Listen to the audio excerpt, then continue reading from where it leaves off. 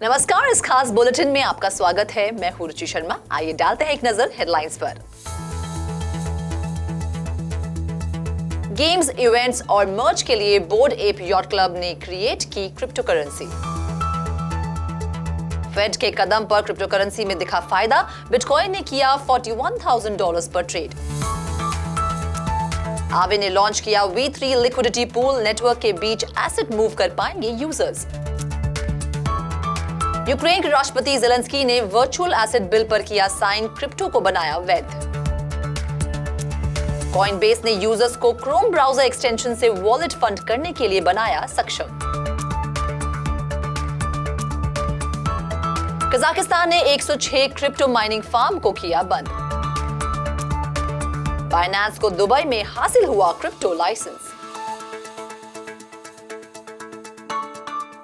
Yoga Labs hyped Bored Ape Yacht Club non fungible token के owners ने ApeCoin cryptocurrency की घोषणा के साथ सीरीज के चारों ओर एक ब्रॉडर मीडिया एम्पायर बनाने की कोशिश करने की दिशा में अपना अगला कदम उठाया है, जो कंपनी के सभी नए प्रोडक्ट्स और सर्विसेज के लिए प्राइमरी टोकन होगा। इसमें एक newly announced play to earn blockchain game शामिल है, जिसे कंपनी इस साल के अंत में डेवलपर एनवे के साथ साझेदारी में जारी करने की योजना बना रही है। एप कॉइन टोकन की देखरेख एप कॉइन डाओ नाम के एक कम्युनिटी कंट्रोल्ड ऑर्गेनाइजेशन द्वारा की जाएगी।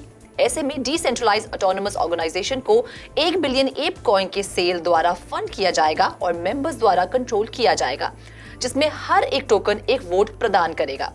एड कॉइन का इनिशियल इस्तेमाल एंड गेम करेंसी के रूप में होगा और आज से इसे बेंजी बनानास में समर्थित किया जाएगा, जो एनिमोका ब्रांड्स का एक गेम है, जो एनवे का भी मालिक है। फेडरल रिजर्व ने 2018 के बाद पहली बार ब्याज दरों में बढ़ोतरी पर अपना गाइडेंस दिया है, जिसकी वजह से बिटकॉइन ने उछाल के साथ $41,000 पर ट्रेड किया।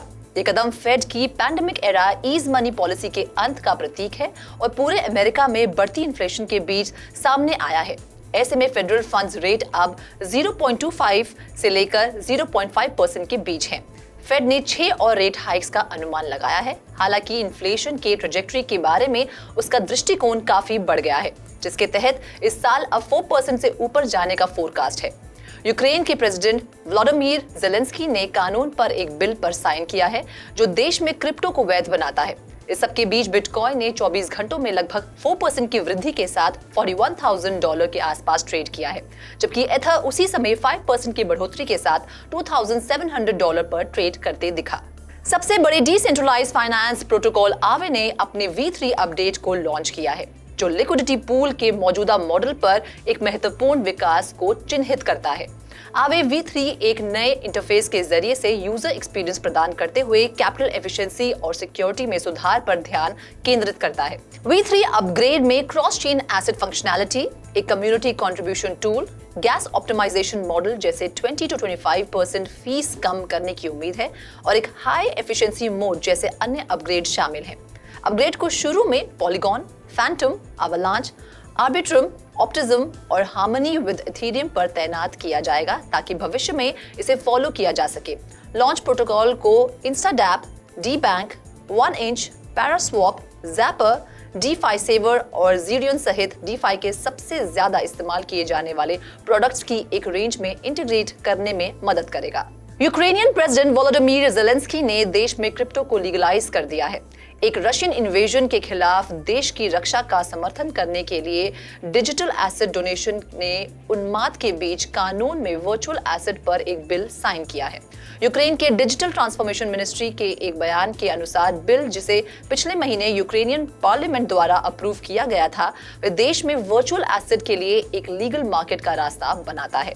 नया कानून क्रिप्टो को लीगल टेंडर नहीं बनाता है, लेकिन डिजिटल एसेट के लिए एक रेगुलेटरी स्ट्रक्चर प्रदान करता है। ऐसे में मार्केट को यूक्रेन के सिक्योरिटीज और स्टॉक्स मार्केट पर नेशनल कमीशन द्वारा रेगुलेट किया जाएगा। क्रिप्टो एक्सचेंज कॉइनबेस ने बुधवार को कॉइनबेस पे नाम की एक नई सुविधा शुरू की है, जो अपने क्लाइंट्स को सीधे क्रोम ब्राउजर एक्सटेंशन से अपने कॉइनबेस वॉलेट को फंड करने में सक्षम बनाती है। कॉइनबेस पे के साथ किसी को सिर्फ क्रोम पर अपने वॉलेट में जोड़ने के लिए करेंसी को सिलेक्ट करने, अमाउंट स्पेसिफाई करने और ट्रांजैक्शन को कंफर्म करने की आवश्यकता होगी। कंपनी के मुताबिक Coinbase वॉलेट का इस्तेमाल करने के लिए यूजर्स को coinbase.com अकाउंट की जरूरत नहीं होगी। हालांकि उन्हें Coinbase पे को fiat to crypto on ramp service के रूप में उपयोग करने से पहले अपने सेल्फ कस्टडी वॉलेट को अपने Coinbase अकाउंट से लिंक करना होगा।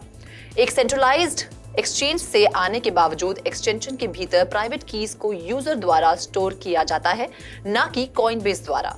कजाकिस्तान की सरकार ने 106 क्रिप्टो करेंसी माइनिंग फार्म्स की पहचान की है जो नेसेसरी लाइसेंस के बिना काम कर रहे हैं। अथॉरिटीज ने उनमें से 51 को रोक दिया है, जबकि 55 ने अपनी मर्जी से अपना संचालन बंद कर दिया है। इस साल की शुरुआत में कजाकिस्तान ने illegal digital asset mining farms के खिलाफ युद्ध की घोषणा की थी। मिनिस्टर बगदाद मुहसिन ने दावा किया है कि ये देश के एनर्जी नेटवर्क पर नेगेटिवली प्रभाव डाल सकते हैं। साथ ही अथॉरिटीज ने उन फर्म से माइनिंग इक्विपमेंट के 65,000 से ज्यादा पीसेस जब्त किए, जिनकी कीमत $190 मिलियन से अधिक है। उन्होंने कंपनियों से जुड़े लोगों के खिलाफ 25 आपराधिक मामले भी दर्ज किए हैं। वहीं प्रेसिडेंट टोकायेव ने कहा है कि सरकार व्हाइट माइनर्स को परेशान नहीं करेगी, जिन्हें अपने ऑपरेशंस को एग्जीक्यूट करने के लिए आवश्यक अप्रूवल प्राप्त किए हैं। क्रिप्टो करेंसी माइनिंग कजाकिस्तान के लिए एक इम्पोर्टेंट नीश है। पूर्व सोवियत राज्य में ग्लोबल हैश रेट का 18.1% हिस्सा है। इस तरह से ये 35.4% के साथ अमेरिका एकमात्र देश है। बाइनेंस ने कहा है कि वे दुबई में वर्चुअल एसेट लाइसेंस प्राप्त करने वाली नई कंपनी बन गए हैं।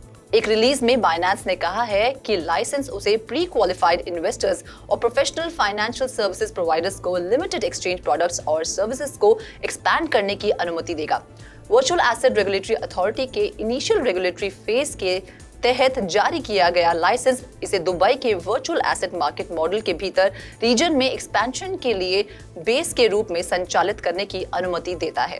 बयान में कहा गया है कि अपने एक्सचेंज ऑपरेशन को बढ़ाने के अलावा Binance Dubai world trade centre में नई टैलेंट को ग्रो करने के लिए एक ब्लॉकचेन टेक्नोलॉजी हब की स्थापना करेगा। दिसंबर में फर्म ने कहा था कि उसने Dubai world trade centre authority के साथ एक क्रिप्टो रेगुलेटरी फ्रेमवर्क स्थापित करने में मदद करने के लिए एक मेमोरेंडम ऑफ अंडरस्टैंडिंग पर साइन किया था। ऐसे में इस हफ्ते की शुरुआत में बहरीन में भी इसे रेगुलेटरी अप्रूवल दी गई है। इस खास बुलेटिन में फिलहाल इतना ही। आप देखते रहिए क्रिप्टो टीवी।